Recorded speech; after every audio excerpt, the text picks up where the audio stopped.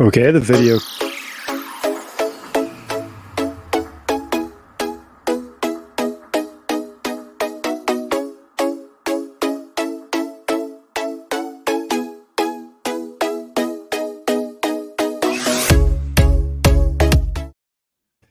Welcome back to Setting the Screen, everybody. Kind of rough start there, but we're back. Another edition, WandaVision, episode 8. And we're calling this one The Wonder Years. And tonight I have with me again my partners in crime. I have Stephen Gillespie. How are you tonight, Stephen?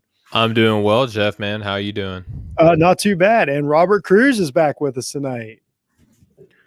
What's going on, Jeff? Stephen, how are you guys doing? Not Cruz, much, man. Bang, bang. So we're going to do the watch party again. We've been having good response from that. So we're going to do that again. Obviously, this is a spoiler-filled episode. So what we do, if you haven't listened or watched, we dig into WandaVision. We investigate it. We kind of, we take it apart. That might be a theme for this episode. So it's full spoilers. We welcome you to go, watch the show if you haven't already and come back and listen.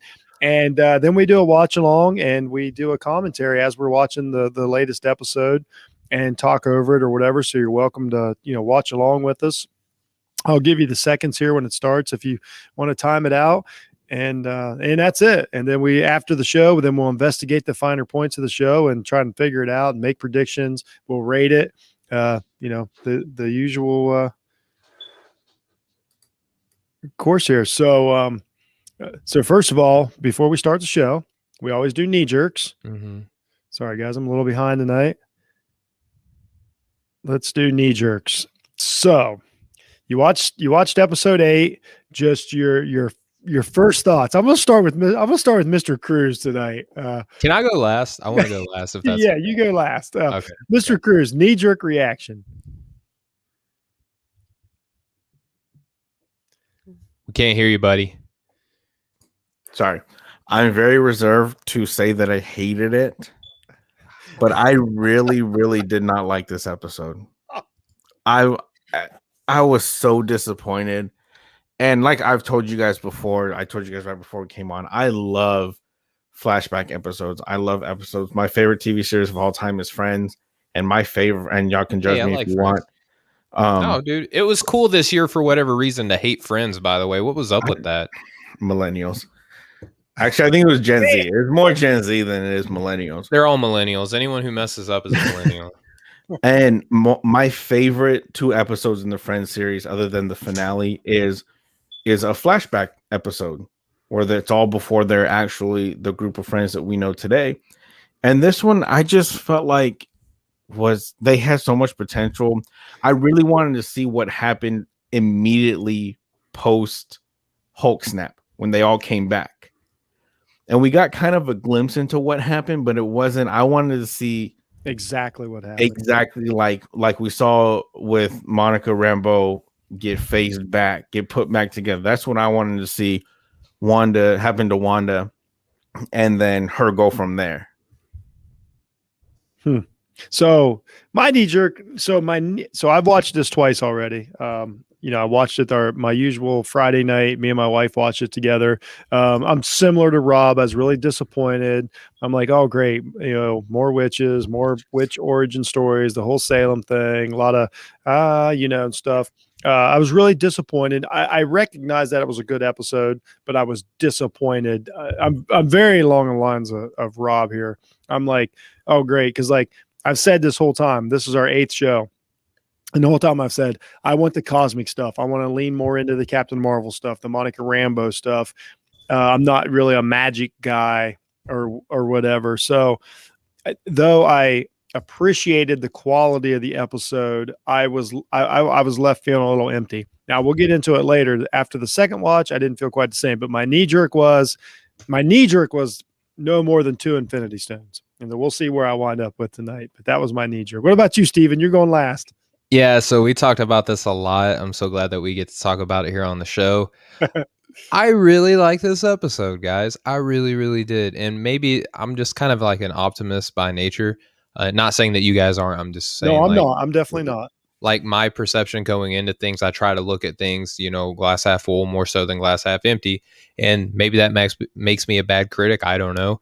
But I really like this episode. For one, I think that we learned a lot about Wanda's history. We even got a little bit of Agatha Harkness's history. Still a little bit left to be told, I think, about that coming up. We got to take a little bit deeper look inside the relationship of Wanda and Vision, which we haven't seen at Super all. cool. Like, That was cool. authentic Vision too, not this, this alternate Vision that we have now. It was really Wanda and Vision. I thought that was great.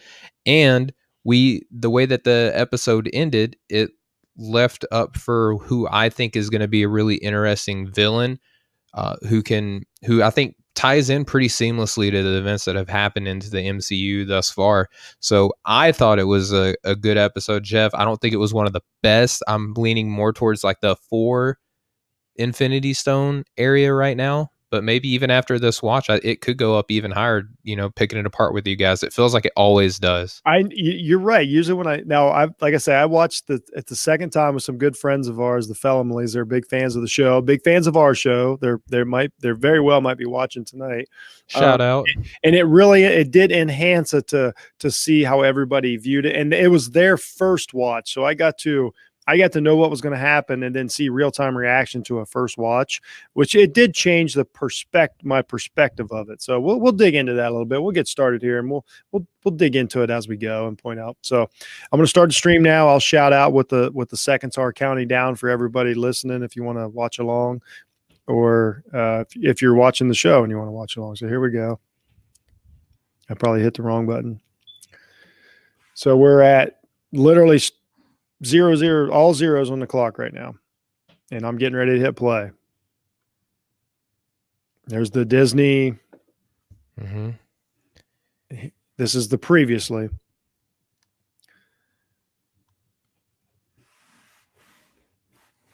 And this is base. I love the shots. I love the shots of Wanda being a radical and all that. I think that's really cool. Yeah. We finally get a flashback to what took place in the movies in this episode, which was really cool.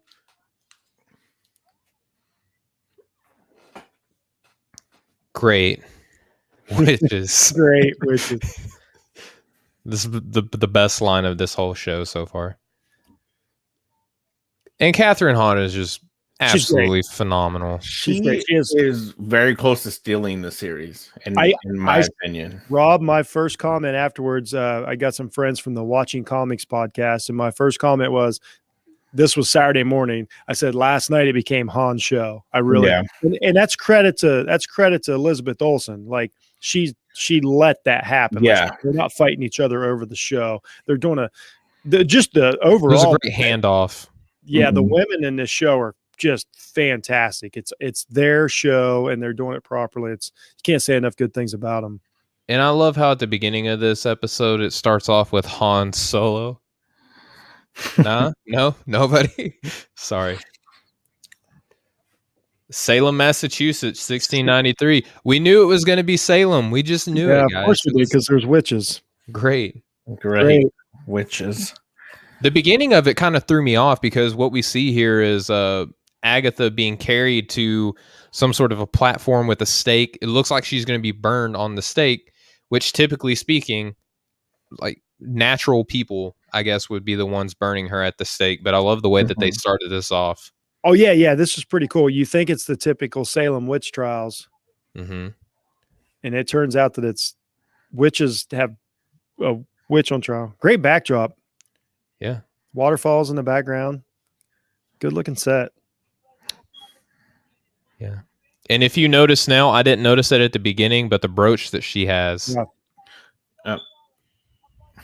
Here's something. The immediate thing I picked up on this is it starts off and you're like, man, Agnes is acting weird because she's acting. Yeah. And that's one of the hardest things to do as an actor is to act like you're acting. And then she switches. She looks young too, but you notice too that she said that she stole something at this. If you remember where the last episode ended off, she had a book, and that could have been droid or the Dark Lord. Oh yeah. Yeah.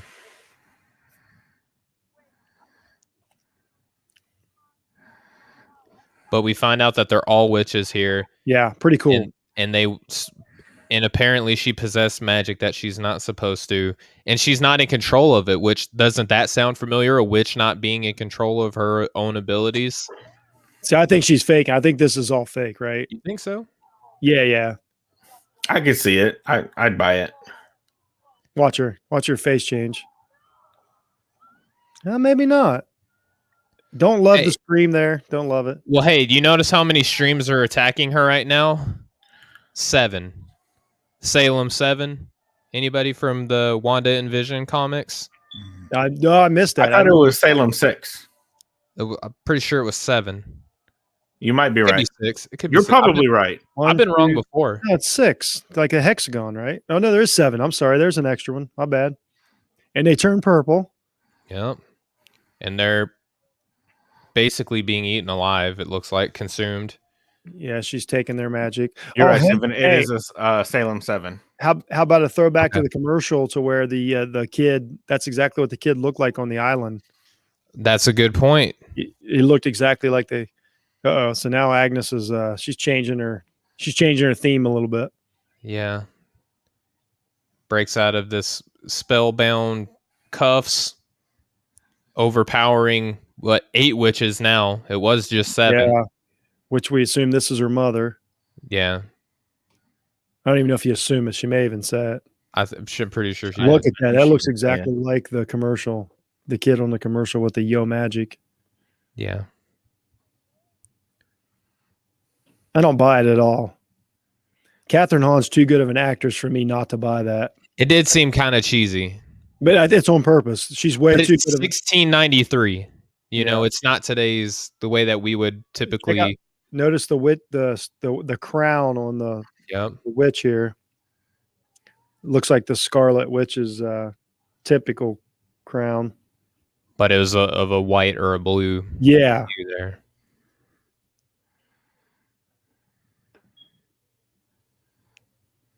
I did not notice the deformity, how it looked like that commercial with the shark. Yeah, that was.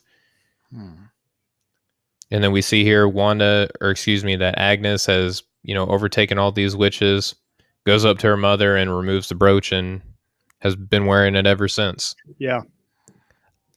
But if she is correct or if she is to be trusted at this moment, then if she's a witch that can't control her magic, I think that makes her more likely to be sympathetic towards Wanda in a sense. But in some of the stories, Agnes is like 1,000 years old. So this is their version. Yeah. And I love the way that they set this up. Oh, it's great. The rules of magic start getting introduced here, and that's something that Wanda has never had to worry about. Right. And that's what we always say Doctor Strange brings up. He's like, it's not right that she didn't have to learn it. Mm-hmm. They won't say she's a mutant, but we'll get into that. But yeah. And this has to tie into Doctor Strange, by the way, because there's a book here, right? And legends of this book that, depending on which one it is, has been around since the creation of, Marvel's Earth. Yeah. This is a great look right here, just special effects wise. I thought this came out really well. Yeah. Basic protection spell. Reminding Wanda that there are fundamentals to magic. Right.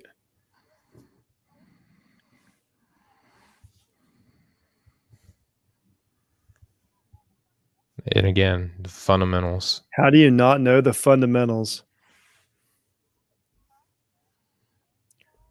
You think this is a conversation that LeBron has to have with like the young guys? Whatever new superstar he has to bring so he can win a game. This is LeBron talking to JR. No, that conversation with JR is much different. That is not a Disney conversation. Especially after that the last game they played as the Cavs. Mm-hmm.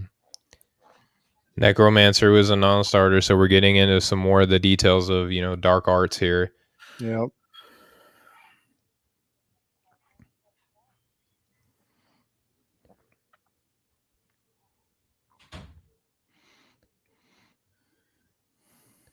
And when Agnes sensed this place, that struck with me. The afterglow of so many spells cast all at once. So there is some sort of, almost community, of these types of people, of this witch, the witch order or something along those lines, right? Oh yeah. There's plenty more witches. Great. But see, this is the stuff right here that gets me, like the hand, like that's just not my thing. I want a Hulk smash. I'm not gonna lie to anybody. I want a Hulk smash. Looks great though. I love it because it's showing that it's not just other than Wanda. Like there are people who have to do certain things in order to cast a spell or magic. Wanda is just so overpowered at this point to where she doesn't have to play by the rules, so to speak. Well, I think that was a smart move by Marvel to acknowledge that Wanda is so overpowered. Mm-hmm. But she's so overpowered, but lacking in the fundamentals, as we're learning here, that she can still be kind of controlled or maintained. And Agnes is even reinforcing here that like years of learning and all this stuff, and you just, are playing house basically with this magic that you don't really even respect or understand.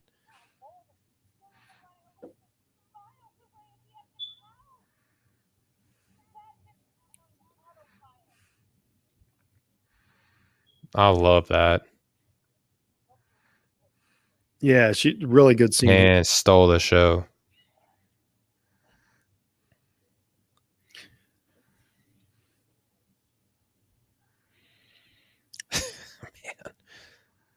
Yeah, it's great. Just the little things that these two together are just magic.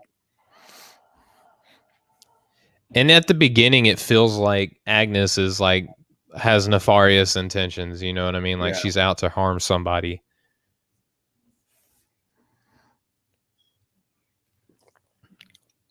And I want to acknowledge once again that the women run this show, and they just let them, like, they're wearing sweatpants and sweaters. Like they didn't have to like over sexualize them. They didn't have hair's not done, nothing. But it doesn't matter. I love that they just let them be human beings and not, because these are beautiful women. Now, of course, they could do whatever they want with these women. It could be a whole different show. But they're like, no, we don't have to put them in, loincloths to make a good show. Correct. I just love the fact that like we're learning more about a different side of the Marvel universe that has not been introduced up until this point, except for Mr. Strange, Mr. Doctor, Mr. Doctor Strange, except for Doctor Strange.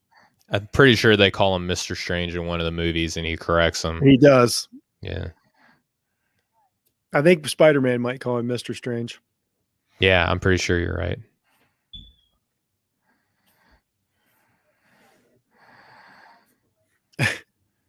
I keep forgetting, like Catherine Hahn. This is her episode. Well, it just it comes to a crescendo in this episode, right? Because prior to this, she's played so many different versions of the same character, And once again, that is so hard for an actor to act like you're acting. Like I'm not an actor, but I've heard several of them comment like, but I play one on TV. One of the hardest things to do is play someone being another character. Like, it's crazy. Yeah. And now we see they're basically entering Wanda's memories, suppressed memories, and I almost called this episode Scrooge. This is very Christmas Carol, is what we're doing. That's a good, witch of witches past. Yeah, but it works. Yeah, and there we see that Wanda has been influenced by a lot of sitcoms. Yep. And Steven, I don't know if you remember, we kind of called that out in like episode 1 or 2, that we thought that this was all drummed up because of Wanda being stuck in front of a TV. So that's something we were. Look at how happy Wanda looked just to see this memory at this time. When she just saw little Pietro running in, just her in the background, just so happy. That's great. and she actually has to step into the memory to activate it, which was just great. Oh no, that's why I said the making of the episode's just, it's genius. And here in a couple minutes, like the first and second time I watched it, I felt like I felt what was happening. Like I jumped. Yeah, It caught me off guard too. totally. Both times I watched it. But now, of course, everybody has the same thing. Like, this is Magneto. Are they never going to acknowledge the Magneto thing? Because see, I think they will. They leave it open ended. Well, a lot of it is right now. They don't have the X-Men stuff like totally locked down yet, so they may not go as far as that we want them to. And I love too that they have like this nice wholesome scene, but Wanda's mom looks out the window, and you can see that an ongoing war, Sokovian War, and she's suppressing everything happening around her so she can live in this moment and enjoy the people that she loves. Which, I mean, isn't that what a lot of us do? I mean, this is how I grew up. Yeah. You know what I mean? Like, watch TV and forget about the real world. Yeah. And you can also see that how Wanda came to do the same thing in this episode, right? Like, her family in the middle of this war going on in their country is sitting down watching TV and loving each other. Yep. It's beautiful. I thought this helped. I thought this part of the show really, really, really helped understand the actual show. And she's so enthralled just to be watching, Dick Van Dyke. And By Mary the way, Tyler Moore. Mary Tyler Moore is an absolute legend. Yeah, beautiful. I mean, just every second she's on this screen is just amazing. And you can definitely see the influence that show had. Oh, huge. Yeah. And if you look at Mary Tyler Moore, ooh, every time. Then you guys know the episode of the Dick Van Dyke Show was a dream show, a dream sequence. The show that was a big Easter egg. I was literally just looking that up right now. Yeah, look it up. I felt that explosion. It's episode. I think it's like season 2, episode 21. That's it. Yeah, check it out. It's really cool. And look at this. Their house is in shambles. Their parents, we don't even see them. You just assume that they've been gone. Yeah. Once again, they changed the look of the cinematography too, like they've done throughout the show, like to give us like a kind of fantasy reality juxtaposition. And look at that, is Stark Industries' weapon with the flashing red light. And this is what she talked about in Age of Ultron. Mm-hmm. And this is what that toaster, may have been in the commercial, right? And look, she sees all this chaos going around. Pietro's worried.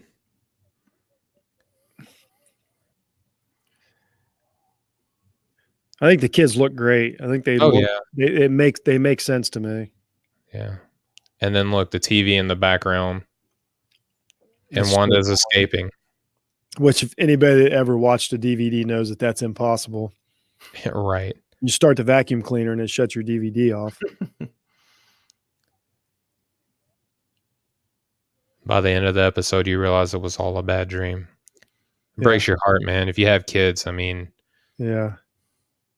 This little girl's great, by the way. The accent, like her acting, like they did a great job of casting her. You're holding her hand up towards this weapon. Yeah. And Wanda's back as her current self, yanked out of the bed, looking as if she just lived it, like literally. How great is Catherine Hahn's hair? Like, Agnes's hair is just wonderful in this episode. Yeah. And she says that Wanda used a probability hex, but Wanda at that time had no idea that she had done that. Yeah. Which is a big deal. Yeah, absolutely. Again, not respecting or understanding the practice of magic.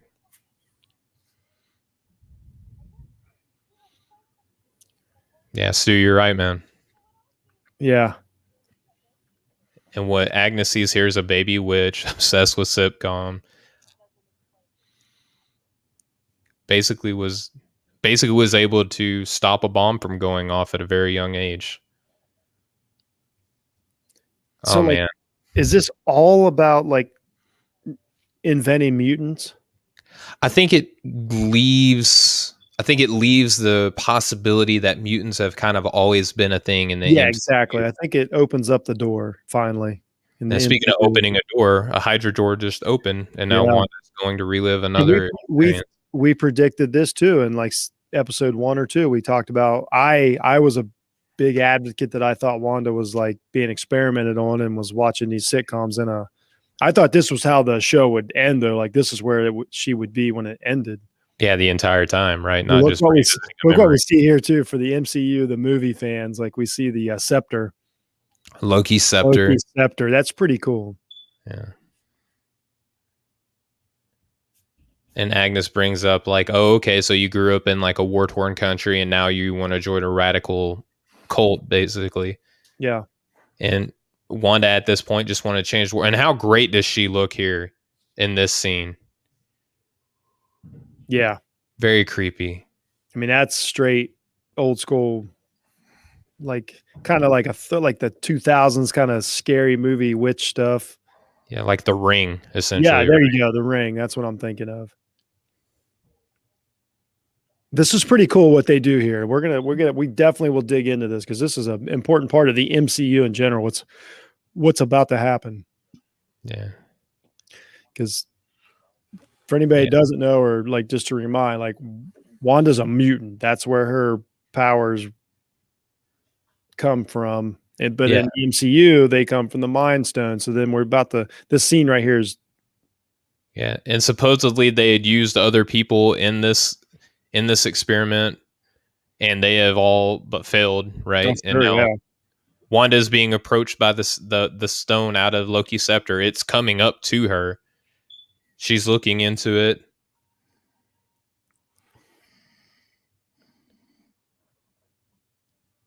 It's like she's trying to peer through the stone. She goes to touch it. Yeah. And then she can see the Mind Stone, what was in Vision's head. Yep, the one that we know. Yep. Mm-hmm. Another explosion. Staring in, Wanda's staring into it now. And the silhouette of the Scarlet Witch. Pretty cool. Pretty right? Cool. That was pretty cool. Almost like the Phoenix, right? If you're familiar with that. Yeah, it's a little too Phoenix for me. I'm not a Phoenix fan, but that was a great movie. I never got into the X-Men. I guess so many thoughts on that movie. I watched it last week and I thought it was I made it like halfway through it. I'm like, I don't understand why people don't like this. And then it was over. I felt just I get the main thing about it is I don't like how they try to act like they aged 20 years, but they still look like teenagers. It was so weird. The timeline thing just that I will agree with you. The timeline in weird. The entire X-Men saga is very weird. I don't know why they went that direction with it. And how about this? Like I'm sorry, guys, go ahead. No, go ahead. We're talking about a different show. I was just saying that in this episode right now, she's watching the Brady Bunch. And they're talking about children, and Cindy's brother's like, the kid's not real, is made of sawdust or something. Did you feel like that's kind of foretelling what's going on right now with Wanda's kid? Yeah, and I think that doll was the same doll that Vision was practicing the diaper changing on. Nice call. Absolutely was. And then Agnes, and very important, she says that the scepter enhanced what otherwise would have died on the vine. Yeah. Meaning that Wanda did have powers before the experiment. And like I say, if anybody familiar with the mutants, something activates their powers as they get older. And that would have been about the age that Wanda would have been when that would have happened. So they used the Mind Stone. And then that connects her to Vision. And speaking of which, now we're seeing Wanda sitting in the Avengers compound immediately after. This would be, Civil War. This would be after. After Age of Ultron. Yeah. This would be Civil War. Isn't it? I think it's Age of Ultron because they're talking about how Pietro just died and he died in Age of Ultron. Okay. Yeah. And how cute was this moment? I'm sorry I say cute. I'm married. I can't help it, right? So Vision is like standing outside Wanda's door. She senses him and says, "Come in." And he's like, well, I don't mean to intrude. And she's like, well, do you? He's like, well, I guess I did want to hang out. Just keep in mind right here, Vision's like 2 days old. Yeah. Yeah. Watching Malcolm in the Middle. And look, he's curious as to why what she's watching is funny. Like he's learning how to be human through her. Yeah. Yep.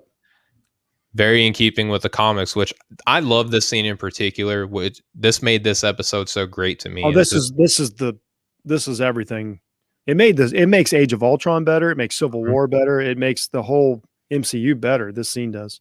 Yeah, because Vision is like inquiring as to why, or is offering basically like to be a counselor of sorts to Wanda.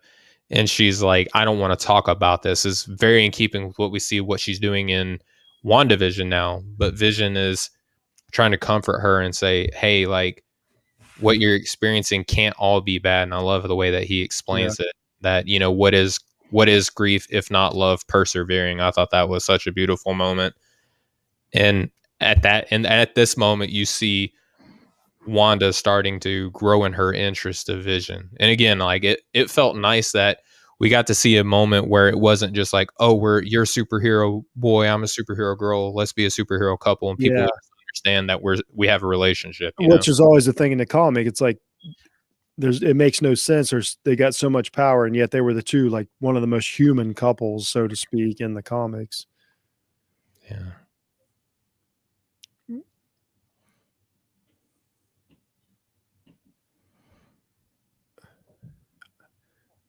This is my favorite part. It can't all be sorrow.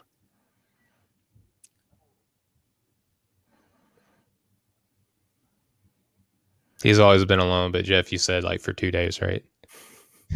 Yeah.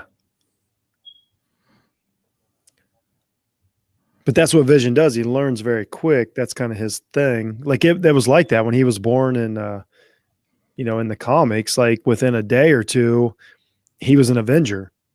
Yeah. Because he computes and calculates and learns so quick. And he's just struck her heart right there, man. Just like, what is grief if not love persevering?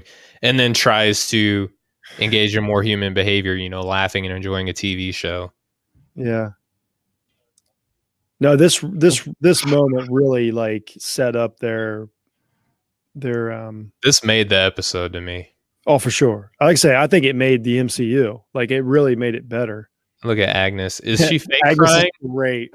Is that fake crying, or do you think that she honestly is starting to sympathize with Wanda a little bit? I think she's honestly starting to sympathize. I don't think she doesn't sympathize with Wanda. I think she's... Well, she hasn't understood Wanda up until this point. Yeah, I don't think...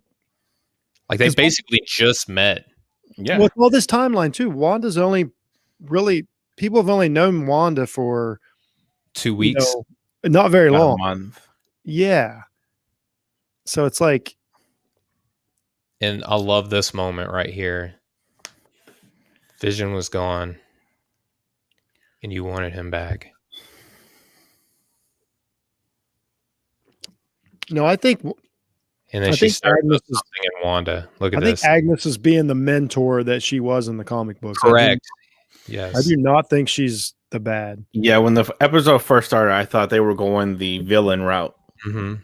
And then as it progressed, obviously up until this point, and obviously the ending as well, then I was like, okay, she's definitely going to be, the traditional Agatha Harkness. Yeah, I love how on the TV they show that everyone's celebrating the return of people coming back from the snap, and she's here like trying to pick up the pieces. Yeah, literally. Yeah. I didn't even intend for that, Rob, but thank you for making me seem intelligent there first.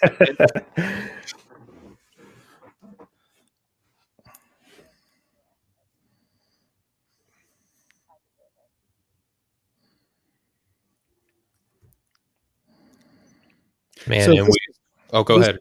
This is a little weird here, and I agree with Rob here. So, like, I need to know the exact time frame between Tony Stark's funeral and this moment, because this is where it gets a little hazy. Because, like, Wanda, this isn't the same person that we met at the end of Endgame. Right. Oh, I think that I think this is post funeral.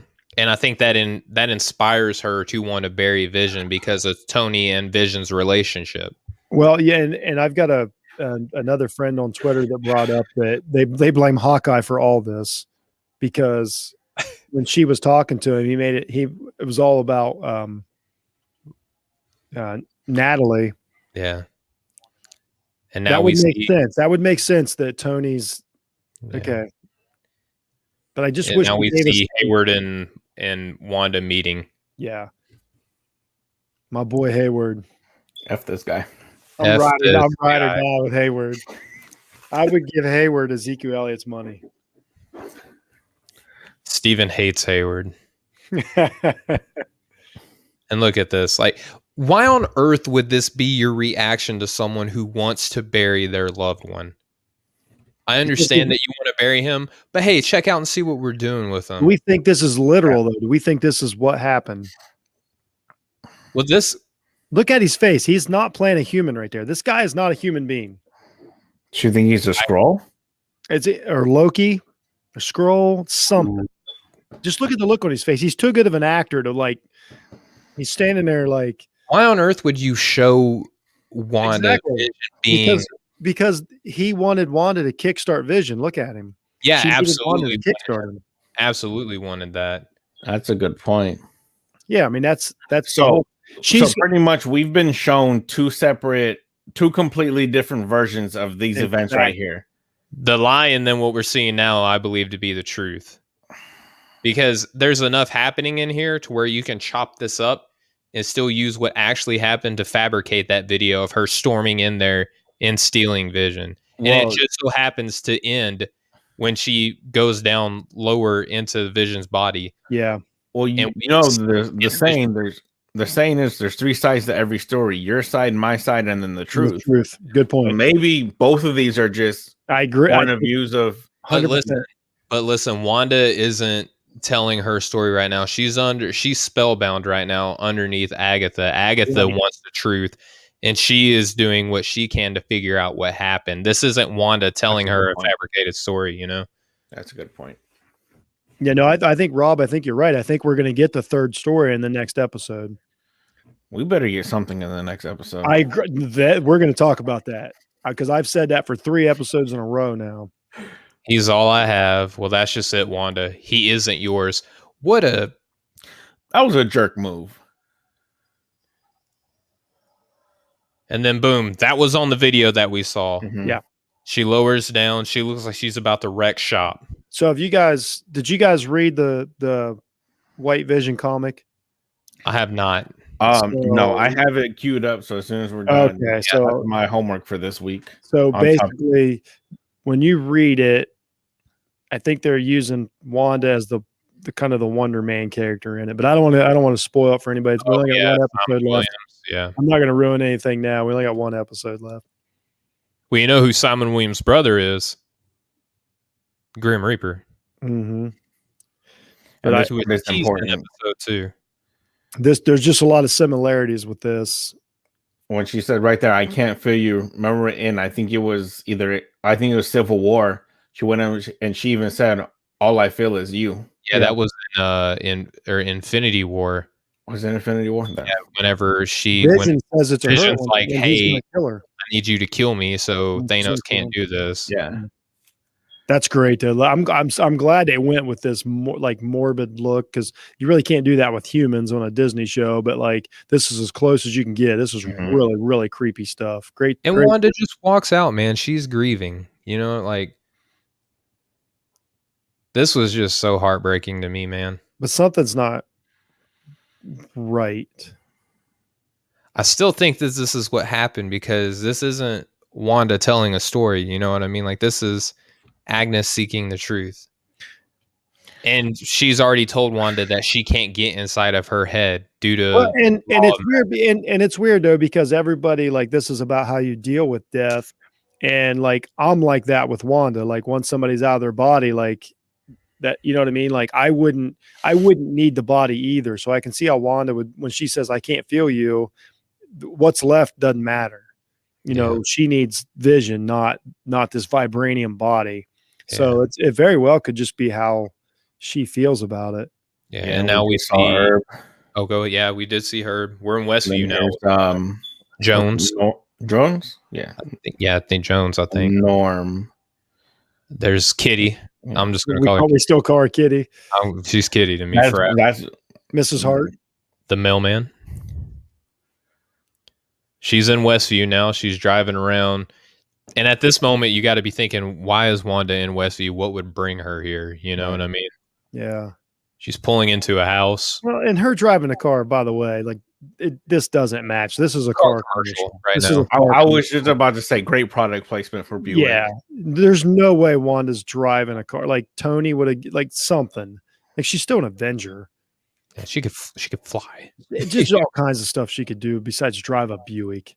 Yeah. How would At she least it's a red Buick. Yeah, right. It does. You're good point. But where would she have time to like get a license and all this? It doesn't make any sense in the time frame. Well, and right now, Wanda, she's standing outside of a home where the foundation basically is the only thing here. A couple of bricks, no grass, anything. She's opening up this piece of paper, property deed in New Jersey that says to grow old in, love Vision. I got some issues about the foundation, but I don't think that's what a foundation looks like in New Jersey. I would trust your judgment, Jeff. Yeah, it's.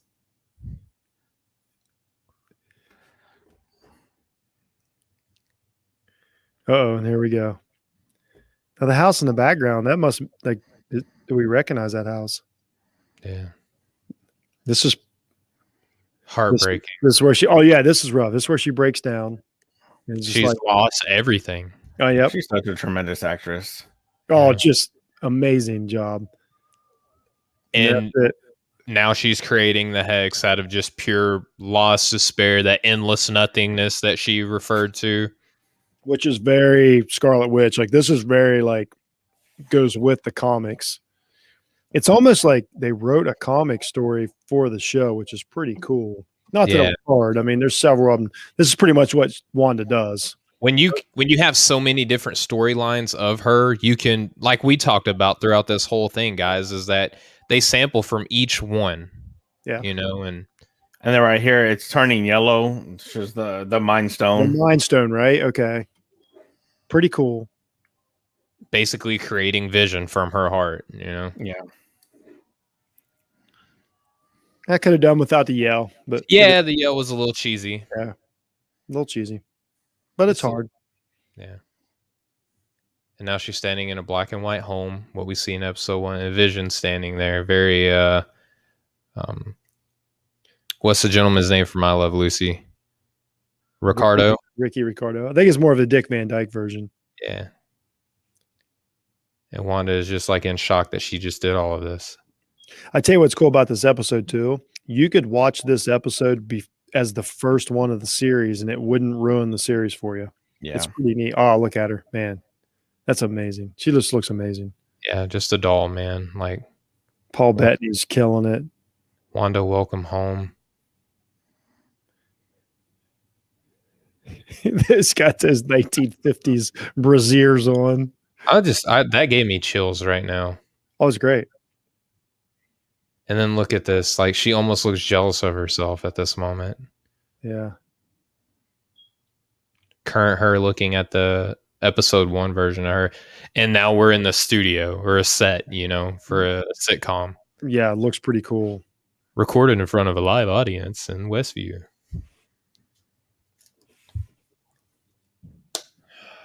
Man.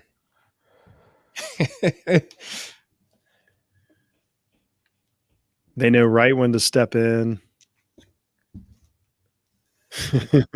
Agnes has just been watching the show the whole time.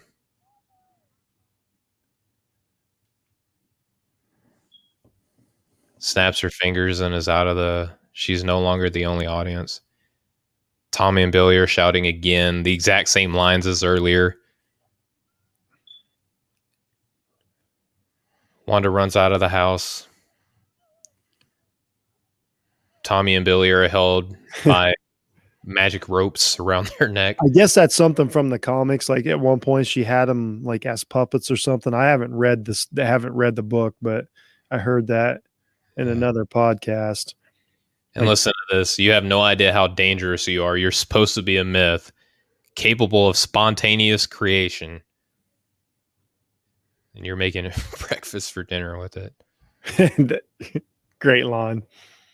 Which is great. Breakfast for dinner is one of the best meals you can eat as a grown absolutely. adult. Absolutely. You're This winning. whole life you've made. This is chaos magic. That's huge. And that makes you the Scarlet Witch.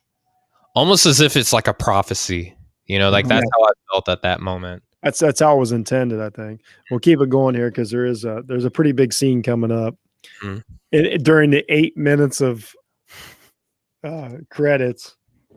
Yeah. I saw a neat meme on, I believe it was Twitter, and it's got two books. It looks like a dictionary on one side and then a children's book on the left. And it says that the thick book is, you know, WandaVision with credits, and then the thin one is WandaVision without credits. It is insane. Like I say, really, really, really good episode. The quality, the acting, but it's still, I'm kind of with Rob of like, okay, it's, 3 weeks now, no, no big guest appearances, no, like, how are we going to bundle this thing up in an episode? I am not going to be disappointed. I already know I'm not going to be disappointed. This episode I felt it was necessary because we're like, how did this all happen in the first place? You know, I agree it was necessary. It was not necessary for episode 8 of a 9-episode season or series. If it turns out to be the only season, this could have been like a solid episode 3 or 4. Yep. But episode 3 and 4 were fan-freaking-tastic. Right, but imagine this in like episode 3 and then 4 and then 3 and 4 continue on. Well, let's talk about this. What would we get rid of and replace this? Probably episode 6. 6, I think. Probably 6, I think, was the one that we didn't. With this. I mean, 6 was a real. I think 6 was like the lowest ranked one. Yeah, that was a real filler. All right, and now we're an actual cutscene. Outside the hex, we have this we call it the sword retreat. Yeah, it's about time. Talking about that cataract, things are ready for launch. It looks like it's resuming from the last time we saw Hayward, which is crazy. None of our heroes were in this one. Yeah, we tried every type of power supply under the sun. And that's the drone still radiating from earlier episodes. So what's interesting? Well, I'll speak on it in a second after this is over. I think I know where you're going. And then here we go. We see. Is this the Silver Surfer? Vanilla Vision. Vanilla Vision. Vanilla Vision. Yeah, we get the White Vision, who is from the comics. Yep. So is he to destroy Faux Vision? So, without ruining anything, essentially, like the iconic, like I just got created. Essentially, okay. So we'll stop the play here. So essentially, what White Vision is, without ruining anything, is they recreate he's actually Vision. They recreate him, but the memories they have are mainly just from combat or interactions with Avengers and stuff. And so he doesn't have a lot of the human emotions of the Vision that we know. So that's all I'll say about it. So that's the basic gist of it without going too deep into it and ruin it for everybody. So what I was going to say was, so we've been saying for weeks now, cataract is a disease of the eye, but actually when you get cataracts, your whole, basically the pupil and retina turn white. Nice. So well done. Fun fact there. We come at it from all angles here on Setting the Screen. We get into medicine, we get into comics, sports, all kinds of. We're giving a little counseling here on this episode. Jack of all trades. No, I like that. That was very interesting. That's one that I haven't heard, and I listen to about 5 WandaVision podcasts a week, and nobody else has said that, Rob. So that's all yours, man. That makes so much moments. That makes so much sense. So yes, that's all the main difference is. So what we assume is we're going to get the classic. I don't know if you guys love Superman 2 like I do, but we're gonna get, or no, Superman 3 maybe, the junkyard fight, the two Superman fight. I mean, we assume we're gonna get Vision versus Vision.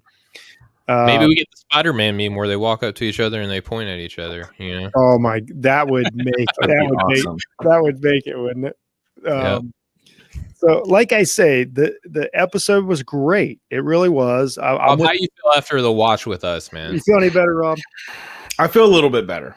I will Okay. say that. I do feel Because the I quality didn't get a chance to do the rewatch this weekend.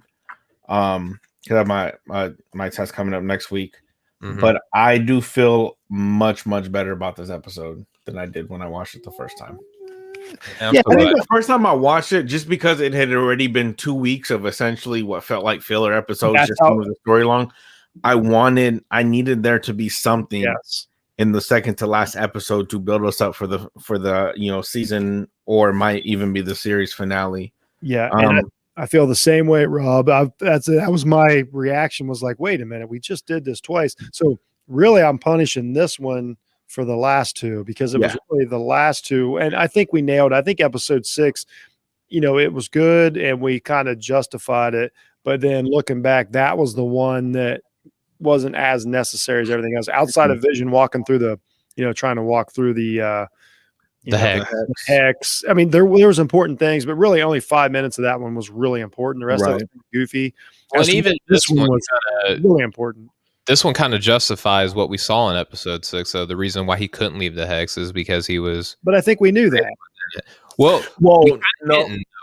You're right. Steven's right, because at that point we were still thinking that Wanda had actually stolen his body and taken it with her. Now we know he's just a product of her magic. So he does not even. He not once has ever existed outside of the hex. Exactly. Yeah, that makes sense. So. But I think it's one of those, but I look at it this way, like imagine like we eliminate 6. This is episode 7. So now if we had 2 more episodes after this, we would be so excited right now that I just don't. And I'm excited. I'm so excited. And if the next episode's an hour and a half, then that fixes everything. But you know what? That just goes to tell you, that just goes to show you how spoiled Kevin Feige has made us. Absolutely. He has spoiled us with banger after banger movie. We're watching the greatest thing. Everything. And we are mad that we have 3 filler. And this one is better than I thought it was. But we're upset. 2 origin stories within these filler episodes. Right. You're right. We are upset about it. Kevin Feige has spoiled us, and that's our fault. How do you feel about Wanda's origin story? I think they did a really good job. Oh man, can we please? I don't like how great of a job that Marvel just did. Yeah, at being an open-ended story. Yeah, because like you guys have said, it opened the door to, for the mutants, which we know at some point they're gonna come in eventually. We just don't know how. Yeah, we actually got we got the opening to the mutants, which is huge. But you also got a theory. We also don't want a 9-week long commercial for the X-Men movie that's going to come out in 4 years. I mean, that's the truth. The X-Men's not close. Like there is nothing in the works. Well, that's what happened in phase 1, right? Like we had to introduce Iron Man, and then we teased Captain America, and then we teased Thor, and then we introduced all these guys together with Black Widow and Hawkeye and Nick Fury. And then when they all get introduced, they all fight each other. And that's been kind of the theme throughout the MCU is the more you introduce characters, the more fighting there is amongst each other when they're introduced. And then we get into a new phase. And that's what I think WandaVision is setting us up for right now. Not just that, we haven't had Disney Plus through phase 1 through 4. They've all had to be movies that came out, however years apart. Now they have a streaming service that they can really release TV shows to kind of keep us, to fill in more of the in-between stuff and keep us engaged. But I'm just so concerned next week that there's just not enough minutes in a show to make this pay off. Like I would feel better if I knew there was going to be a season 2, even if I would be disappointed with a cliffhanger. Yeah. I'm so scared that that means we got to have a Vision fight. We got to have Vision and Wanda saying goodbye again. We got to have a witch fight. We got to have some big bad that's coming in. We got to have a guest appearance. We got to squeeze all this into, one episode. And I don't know how they're going to do all that. Do we have to have that though? Because if WandaVision is essentially just a vessel to take us from Endgame into the next MCU movie, which should have already been Black Widow, but could this be rolling into Doctor Strange? And then from Doctor Strange, do we start getting more of these answers that we're looking for in this TV show? Like, that's what I think Marvel is doing right now. I think that they're bridging the gap essentially because we haven't had any MCU content in over a year. I think that what they're doing here is they're bridging the gap in between Endgame into the next, MCU movie, which I think is going to be Doctor Strange, and then we can get like more detailed answers in a 2.5 hour long movie. Yeah, you might be right, and maybe it's just being the comic fan in me that I expect I expect X-Men and I expect all this, and maybe that's just that's a me problem to where they're like, no, we never promised you mutants or X-Men or anything. This is just Wanda and Vision. It's going to end. Maybe there's no way for me to be satisfied there because I'm never going to get enough. Like when every Marvel movie I watch, I'm always like more. So that is accurate because you are the same person that was upset that there was not enough Jimmy Woo in a WandaVision show. Yes, exactly. And this week we didn't get any of our heroes. Yeah. Well, and I thought that's why you weren't going to like it. No Jimmy Woo. It was part of the reason. Well, and also consider this, like you mentioned, Rob, this is the first ever series that Marvel has done via Disney Plus. So we have nothing else really to compare this to. It's a good point, because if you think of some of the stuff that Marvel did with Netflix, like there a lot of those episodes, whether it was Daredevil or whether it was oh my gosh, I don't even remember. Agent Carter. Yeah, it was all filler. Like it was all like, what are you doing? Except for the third season of Daredevil was really, really good. But that's a good point. This show started off, the first 3 episodes were so mind blowing. I don't think there's any way not to be disappointed. I think it's like, like you look behind me, I'm the Ohio State fan. If we blow everybody out by 50 for 5 games and then play a close game, against Illinois, like I'm really upset. So maybe it's the same thing as that they just set the bar so high. Could be. That makes sense. Yeah. This has just been such a unique experience, and I'm sad that it's going away, but we also have, Falcon and Winter Soldier coming up. We have Loki coming up. We have the daughter of Hawkeye coming up. Yeah. We got a lot of neat stuff in the works. I don't know if I've ever seen a show that in real time, because this is a streaming show that people can watch. It's not going anywhere tomorrow. This isn't a network. This isn't the 1980s network show where you got to see it.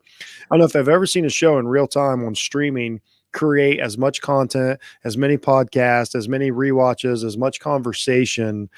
I really think this has been unique as far as like the impact it's had on its first season. It's just unbelievable. The conversations that it sparks. And like I said, I watched it with a family who has they're fans of the MCU, no comics. They don't read the comics or anything, which is awesome. And they love it in their own way. Like they love it, from what they know from the MCU. So it was kind of fun for me to talk and like fill them in on some of the comic book stuff. They get a real kick out of Steven. They're like, really, does that guy know that much? And I'm like, well, Steven does a lot of studying and, big brain. That's extremely flattering. But it's really cool to have that conversation of like, well, and they're like, oh, that makes sense. You know what I mean? So it's really made people interested in comics. And these aren't even, I'm sorry, but Vision. That's a good one. The name of the show, Vision. This should be Vision next time. These aren't even great comics. Like they're good characters, but these aren't even the greatest like comics of all time. They're just good. But I've appreciated them due to the fact that it's connected with an amazing. Yeah, they're fine. But I mean, it's the same story every time, and they're not your heavy hitters. They're fine. But they're not. Prior to Age of Ultron, I did not even know who Scarlet Witch and Vision were. Yeah, and it didn't matter. Yeah, that's true. It didn't. Yeah. And guess what else Marvel has other than a great Disney show? They have a new app called Marvel Unlimited where you can go and read all of their comics. Yeah, that's what I told them. If anybody, like I say, if anybody wants to, you can get on your local local library app and read them there. But yeah, I recommend people. The White Vision story is not long. Like it won't take people to catch up. So it's one of those decisions you got to make. Do I want to know anything about him or do I not want to know? Yes, you do. So here's the cool thing. If I can just add real quick, because I have it up on my iPad right now. It is basically keeping up with WandaVision. So as soon as I pulled it up, the first banner was for the West Coast Avengers, which is where we get into 45, right? 42 is where it starts. Started at 42. Okay. Yep. Okay. So they're going through the Vision. Right. Okay. And that's where we start getting into the White Vision and all of that. West Coast Avengers is pretty cool, by the way. Like if anybody hasn't read and it. Also just to remind you guys, we're in the Northeast at this setting. So in order for, like something else is going to have to happen if this is going to spur on the West Coast Avengers, which I think that it actually should. Yeah, I think they should. And a big part of the West Coast Avengers, Hawkeye, which is already in the MCU. So I've got hope for a Hawkeye sighting. I could see a Jeremy Renner sighting in this. He's a big part of it. Or his daughter, who is going to have her own TV show. Yep, she gets her own show, so which is cool. Which I wish we would get more Ronin. Be honest, and our boy Jimmy Woo is based out of Oakland. Yeah, and so is Ant-Man. So there you go. Rob, I had a question for you, man. So when we were looking at that post-credit scene and we had the drone, it was still radiating in its little contained thing. We know that that's of Stark Industries. You said that you had something that you picked up on, and I think I know what it is, but I would love for you to. Do you remember saying that, or did you? It was about the cataract. Oh, okay. Mine was, which was the cataract thing's blowing me away. That's so smart. Where I thought you were going with this was how neat that Tony Stark, essentially in the MCU creative vision, and via a Stark Industry drone, this other vision was created because of the radiation coming off of another Stark Industries. I'm not as smart as you on that aspect. I literally just Googled cataract in the middle of it. I was like, oh, a white eye. So here's what's funny. Here in Ohio, we have up north, we have Stark County, which is where Akron is. Okay. I think it's Canton is in Stark County. Anyway, so we went up there yesterday to visit my same thing, my grandnephew, which was pretty awesome because I bought him a basketball hoop, so that was fun. I got to play basketball with my. Good job. Yeah, it was fun. Yeah, he's let me see, he'd be about 16 months old. It was great. Doesn't have much of a left hand right now, but it'll come. So another 16 months. We're driving up through there, and there's Stark University, and I'm laughing because, like, as a comic book fan, I'm like, it looks like you're driving through a fake town with all these this Stark stuff around. So that made me think of that. But yeah, I thought that was pretty cool. They wrapped that up with, we saw what Wanda told the story in Age of Ultron about the Stark bomb. Yeah. And all that, and her parents and all those things, which that was always a problem for Tony. Yeah. He did have trouble dealing with that, which, man, if they would have ever done, what was it? Whatever in a bottle, the Iron Man storyline where Tony was just an alcoholic. Yeah. One of the greatest comic book runs ever. Just a great one. It's Robert Downey Jr.'s own personal history. Yeah. Exactly. They touched on it in Iron Man 2. Where he was drinking too much because he was trying to deal with the Avengers PTSD or whatever. So they did it real quick. Yeah. But, I think it was already a part of Disney at that point, so they couldn't really dive. Oh yeah, exactly. You're not right. That's what I said. I think they've pushed this about as far as they can go, and I'm glad that they picked Vision because you can get a little more extreme with Vision because he is a synthoid, even though we see him as a person. Yeah, something. I don't even know. But they can push the limit a little bit that they probably couldn't. Yeah, they weren't going to show like an actual Marvel character. Well, even the kids, like you really couldn't do this with kids that weren't made that way. You would be really walking a thin line as far as being a family show.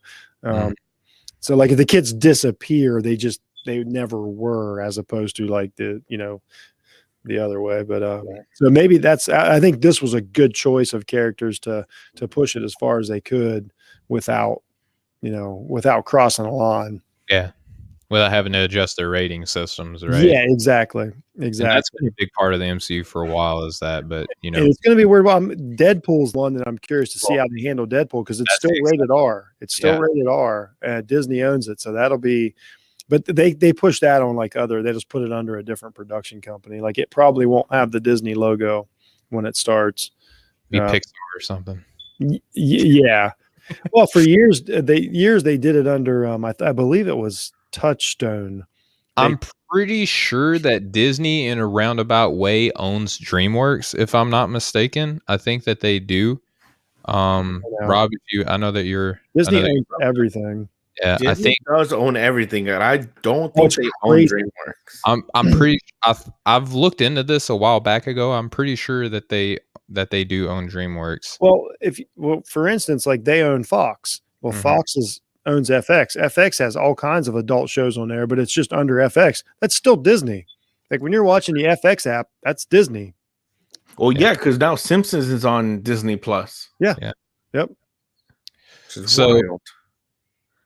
So we talked a little bit about the White Vision. We went over our knee jerks and stuff. So do we want to get into like a little bit of our predictions now? Predictions? Let's move on to predictions. Yeah, I think that's a good idea. Let me bring that up here.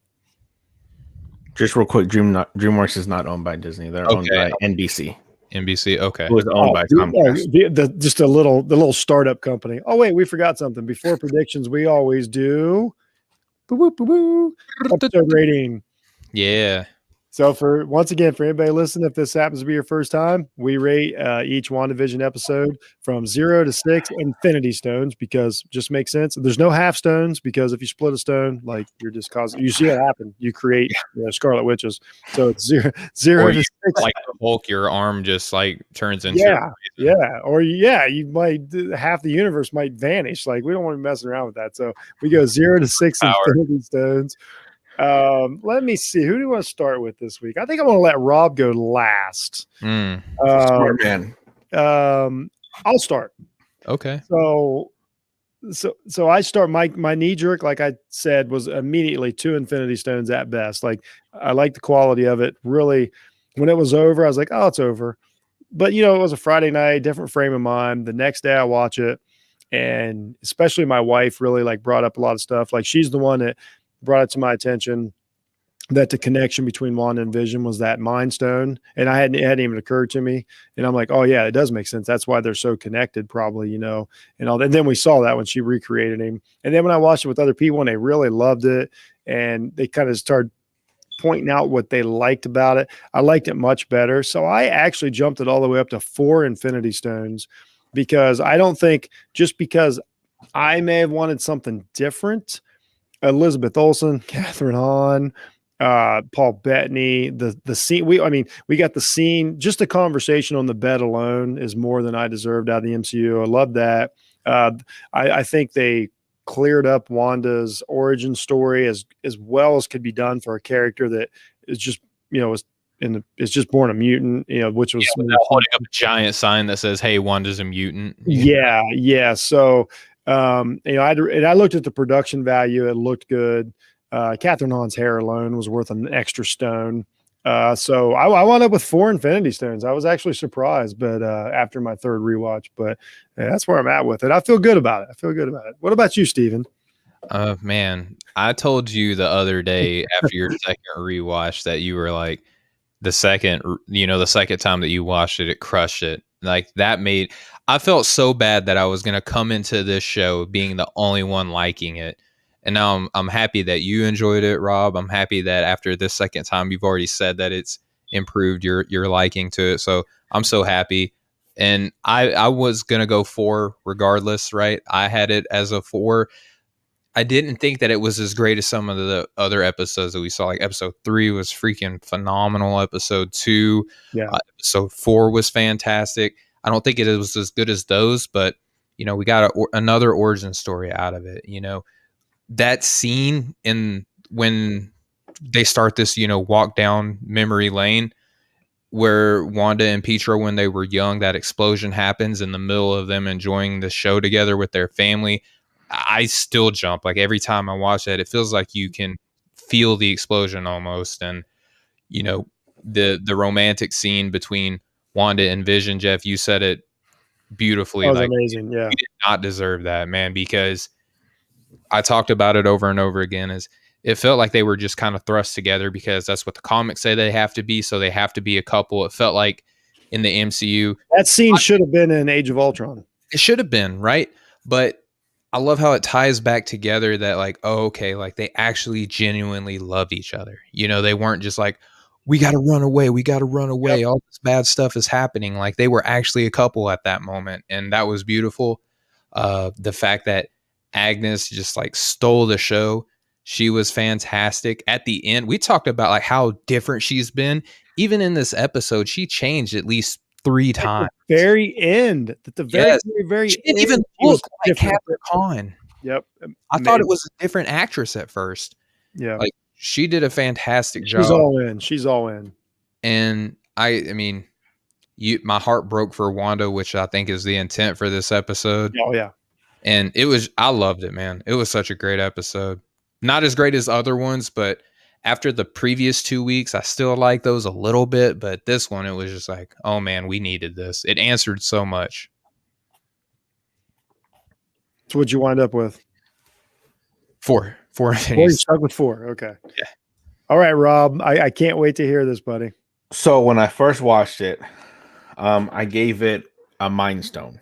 One, I had it at 1, specifically the Mind Stone. Specifically a Mind Stone. Yes. This is the first time that we've mentioned specific stones like in our ranking systems. I felt it was fitting because the Mind Stone is obviously such a big part of Vision, and now Wanda. That's fair. And this episode, but after watching with you guys and talking about it more and really paying attention, because again, watching it on a Friday night right before bed, I had a couple drinks in me, like I was ready to go to bed. I hear you. That's where I was at. But after watching it, I'm with you guys. I figure I should listen to the smart guys on this one and give it a 4 as well. Oh my, we switched. Holy cow. I'm laughing not because you said we're smart, but because I'm so happy that let me tell you, listeners, like Rob is not a man that gets talked out of stuff. Like this is no, not I stick to my guns. Ryan, this is not pressure. Hall of Famer. Yeah. but no, it was a much better episode the second time around. I do appreciate it a lot more. Like I said earlier in this, I wish it would have been placed kind of in the earlier to middle of the season, not second to last. I agree. Of the series or season, whichever it ends up being. Yeah, I come around 4, either solid 4. I think if I watched it again and did a little more research, I think I probably would bump it up a little more. But I'm very happy with the episode. I do like it. I almost went 5. We'll see how it pays off next week too. Like if they, if it pays off, and this actually makes me go back and maybe I take 6 down 1. Like I probably rated 6 a 3.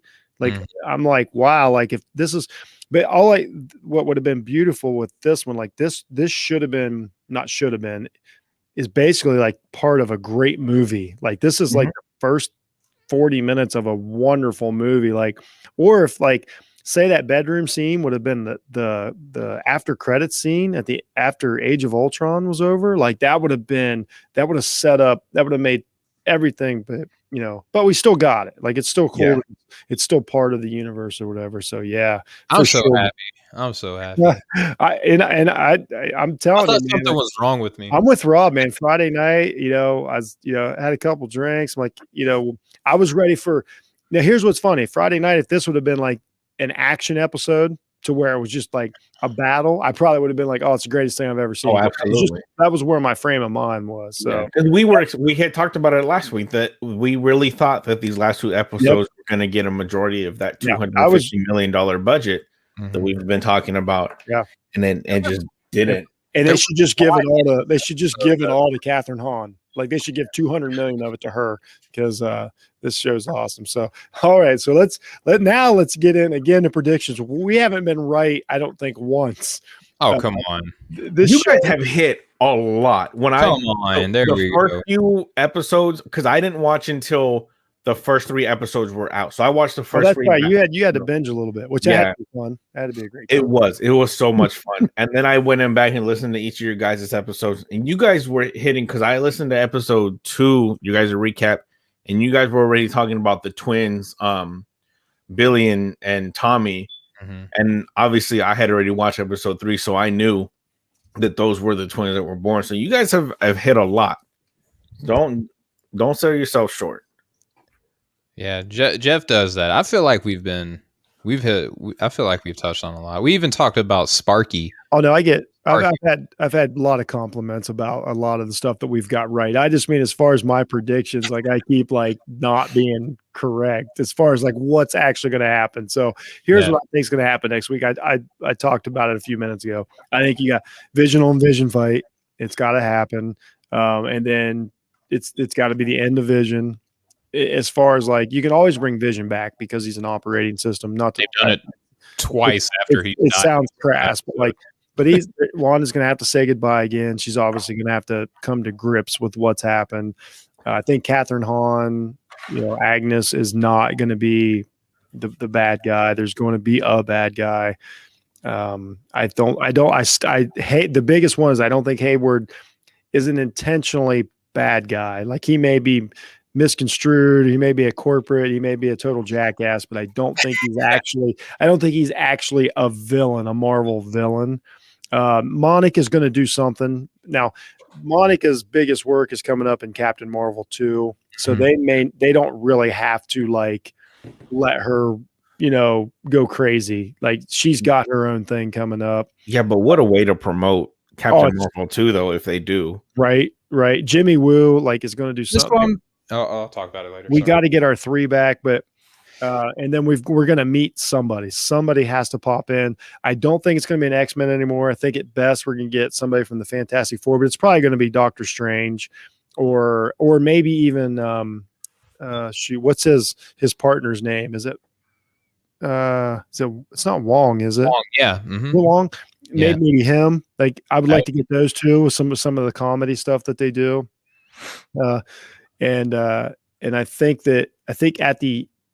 I don't think at the end of it, Wanda, here's my biggest prediction. I don't think at the end of it, Wanda's going to be happy. Like she may come to grips with stuff, but I don't see it as a happy ending. Let's put it that way. So that's my predictions. Cruz, you want to go next, brother? So I think that episode 9 is going to be a banger. And I know I said that about the last 2 episodes, but a season finale has to be good, especially with what we're set up with now, the 2 visions, fake Vision and then diseased Vision.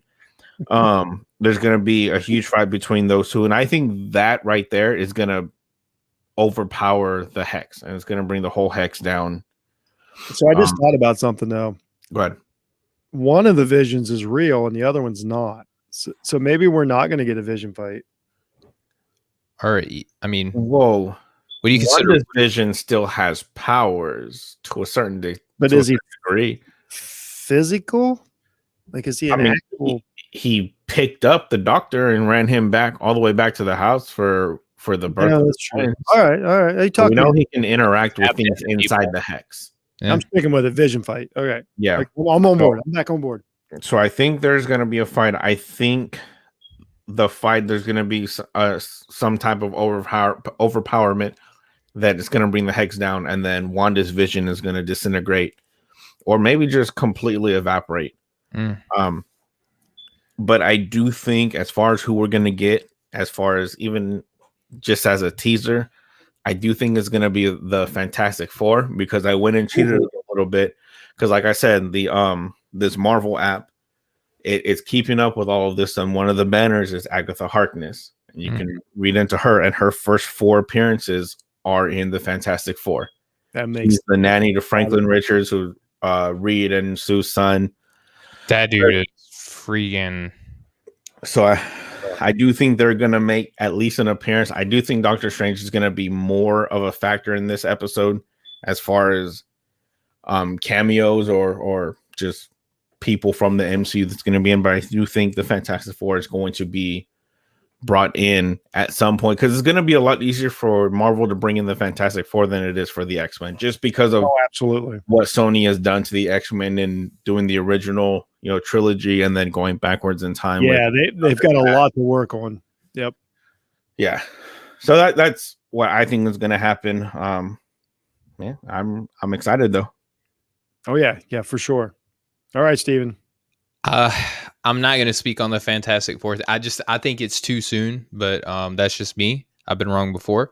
I think, Rob, you're onto something with the Vision fight, and maybe Wanda has to essentially wipe out her own vision, like kind of in keeping with what we've seen with previous interactions between them.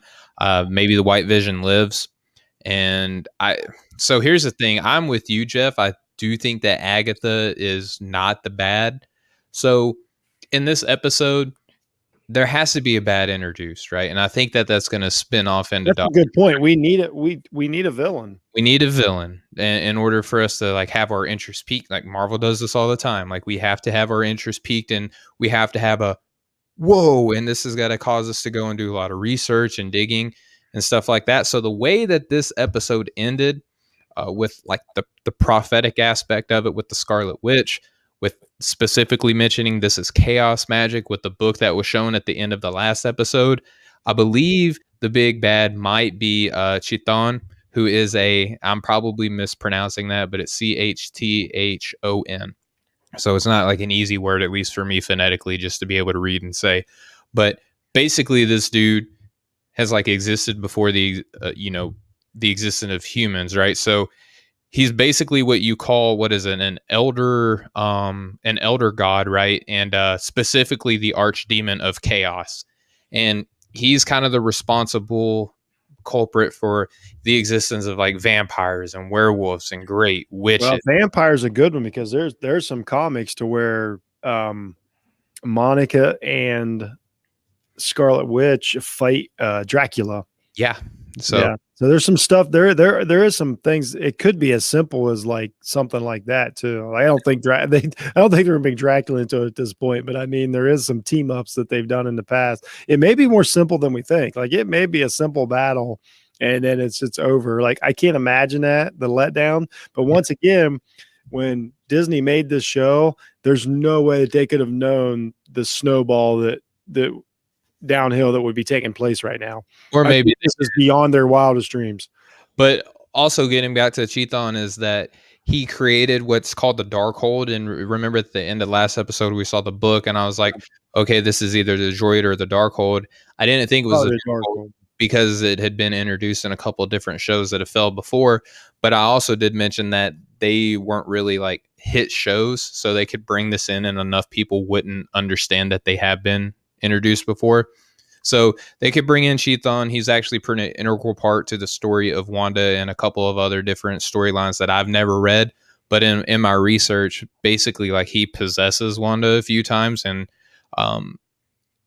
with the introduction of magic, specifically chaos magic, basically there are fundamentals to being able to understand magic. I think that Chiton might actually be the big bad in here. It may not be Mephisto, the guy that we all thought at least me, I thought for weeks. Everybody that's watched has thought for 8 episodes that's where we were going. But I don't even know anymore. But Chiton also exists in a different dimension, so that could easily set up the next Doctor Strange, the multiverse of madness. And I think that Stork has been Doctor Strange. I think that we will see another appearance for the Stork. Yeah, I think you're going to be right about that. That's going to be a big moment for sure. There's so much stuff. I don't see a happy ending with Billy and Tommy, and that's all I really feel comfortable saying about it. Yeah, I don't think there's going to be a happy ending for the Vision family. But see that we'll see. I just don't know how far Disney will go. And that's the hard part is keeping in mind that it is a Disney series. Yep. Disney is very anti, anything really that's not a happy ending. Yep. The good guy always wins, and family always stays together. I don't know. Hunchback of Notre Dame was actually pretty freaking dark for being a Disney cartoon. Yeah, that's true. And that was also in the 90s. Yeah. We'll see. I mean, yeah. Are they okay? Basically, is their decision? Are they going to make Wanda another Disney princess, or are they going to do a real comic book show? And they can do whatever they want because even in the comics, like Vision comes and goes so often that like he may stick around. There's no reason to think that Vision is actually gone. Yeah. Like he comes back in the comics all the time. Like that's his thing. Oh, so, and another cool thing stick around about this Chiton guy is that in the comics he kind of actually like spurns Thanos on to collect the Infinity Stones and stuff like that. So he's tied into Thanos. Oh yeah, I know that dude. Yeah, he's tied into Scarlet Witch. He's responsible for all like basically the nightmares, like the creatures of your nightmares type thing. So he could also have guys like Mephisto underneath him. He could have guys like the Grim Reaper underneath him. Like, most people still think it's Nightmare is going to show up. Yeah, or it could be. I still think Brother Voodoo might make an appearance, if not in WandaVision. I think that he will be. But here's the thing, though. I think we're just at the point where we're just running out of time. There's only so many people that can make an appearance that matter. I'm starting to think that we're not kind of leaning towards Rob as to where like we're going to get less than we think we were going to get. I don't think it's going to be as monumental as we originally thought. But we'll see. They may introduce a bunch of characters all at once. It may be an hour and a half episode. I have no idea. And we can pick up on them on the future movies. Yeah. But that's not what I'm here for. I'm here for a finish. Mm-hmm. I'm here for the finish line. And 2 weeks from Friday, again, is Falcon and Winter Soldier. Mm-hmm. Crazy. So and Loki, I think, comes out this month too, if I'm not mistaken, or the next. I think towards the end of March. Yeah. What comes out? Loki. Oh, it comes out simultaneous. Loki in this? I don't think so at this point, only because we've had so much Loki over the past few years that like really if not, I would no. I hope like, it's just Loki being like, hey, it's me again. Like, well, when he died in the MCU, like fans were like, no, Disney, we're not going to allow you to take Loki away from us. You will put him back and stuff. Yeah, exactly. Well, that was part of my problem with Endgame is that they spent too much time on like open ending stuff. Like, oh no, this is how we can bring Loki back. And the whole Captain America thing is just still like, I'll never agree with that. Like, no, I don't think that I will. Yeah. It says Loki's not coming premiering until June. Okay, so I thought Loki was next. I didn't think they were going to run them at the same time. But it makes sense. So, but Falcon and Winter Soldier is only, I think, like 6 episodes. It's a little shorter series, which I can't wait because I love it's Anthony Mackie. I love Anthony Mackie. Yeah, I first saw him in the Bureau, the Adjustment Bureau. I first saw him in 8 Mile. So, yep. I lied. It was 8 Mile. The first time I actually knew it was Anthony. Nobody knew it was him. No one knew it was the Adjustment Bureau, and he is the reason I love that movie. Abraham Lincoln Vampire Hunter. He was dope in that movie as well. He was great as Tupac too. Do not forget, he was the best Tupac. Yeah, he was a notorious as Tupac. All these movies, he's money in everything he's in. He really is. Abraham Lincoln Vampire Hunter. Man, he did this crazy movie that's on there that we can't talk about on this show, but man, that was wild. Yeah. Anyway, big fan. Yeah. So that's it. That's predictions. Sure to go wrong. No, we're gonna hit. I couldn't have predicted 37 villains. We have to hit on at least one of them. That's my philosophy. If you talk enough of it, we haven't had one yet. Gonna be right. Like we've said every name, and I tell you another friend of I don't think he'll show up, but a friend of Monica's is Thing. I'm just saying, like Adam Brashear, yep. Blue Marvel. Yep. What's up? Yeah, but yeah, who knows? So. I don't know. I feel good about it. I feel better about the show. It's a blast watching it with you guys. I know that. Next week's last week. I know. It's crazy, the finale. I got invited to do a finale show. I don't know if I'm going to be able to make it happen or not. I hope so. Had somebody hit me up on Instagram the other day. That's cool. Yeah, we'll see. I hope we can make it work. You know, we're busy guys with the they're still playing sports outside. Yeah, we also do MCU bubble. Oh, I just did a great high state show before I came on here and had switch gears, but it's a lot of fun. But this is I had no idea when Steven, when you had the idea to start this podcast, I had no idea that it would be this. I really didn't. It's been so much fun. Oh my God, it's such an adventure, and I can't wait till. I'll probably watch it Friday night, and I might just watch it 2 times in a row. Like I might just get my second watch it like as soon as I can, because I know I'm going to be disappointed because we're not going to have 37 villains. Fantastic Four is not going to fight 35, 37. We're not going to have Secret Wars. It can't all happen in one episode. There's going to be zombies, scrolls, mutants, magic. Yeah, I forgot about the scrolls. Yeah. Jeez, Pete. All I really care about is what Hayward's deal. If Hayward just winds up being Hayward, I am going to be distraught. Norman Osborn's going to make an appearance in the show too, guys. Just saying. Maybe he's Norman Osborn. I don't even know. We haven't talked That about would him. be crazy. And Norman Osborn. So we're running out of people. There's no way they can't squeeze all these people in here. Co-Commander Grinch is going to be in this one. There is no possible way that's happening. Like you just got to come off of that one. No. I'm telling you, man, Brother Voodoo ain't showing up. I'm telling you right now. I'm trying to find the runtime for episode 9. He will be in Doctor Strange. Oh, could be. It could be. He will be in Doctor Strange and Nightmare. I think Nightmare could show up. Yeah, and Grim Reaper. Here's what better not happen, and I've said this since day one. This better not all be just a blip. Like Wanda opens her eyes, and this was all. They better not do that. That's the one thing they can't do. I don't think they will, but that's the one thing they can't do. That'll just devastate America. Her whole timeline post blip after she came back. Yeah, that's what I'm saying. I don't think that'll happen, but I guess I don't want it to like rewind. Like, no, let's just like that would be such a cop out. That's exactly. That's the one. I really don't think they'll do that. That's just the one thing that would just ruin everything we worked for 10 weeks. Yeah. All right, guys. Thanks so much for coming on once again. Everybody go check out Stephen Gillespie at Off the Ball Network, at Breaking the Game, and about 10 other podcasts a week. I just did one with the Shooter Shoot spot, and that was actually pretty cool. So go check that out, Shooter Shoot podcast. Yes, go to Facebook, find Stephen on there. Go to Twitter, find him at Breaking the Game. YouTube, Instagram, BTG. Yeah, everywhere. Absolutely. And then thanks to Robert Cruz, which is a big week. Rob, your show premiere this week? Yep. Wednesday's the day. Cruz, I got the Prez. I got VP Mo coming on.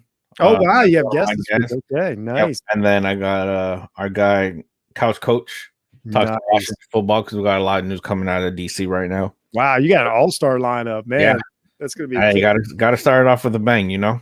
Yeah, so check out Rob at the Football and Chill podcast. He's starting a new live show every Wednesday night called Cruise Island, which is if you just trust me, it's going to be really good. If you're a sports fan, even if you're a casual sports fan, you're really going to like it. Of course, find me at Jeff Needs Sports, Jeff Needs Help, and the Off the Ball Network if you're a sports fan.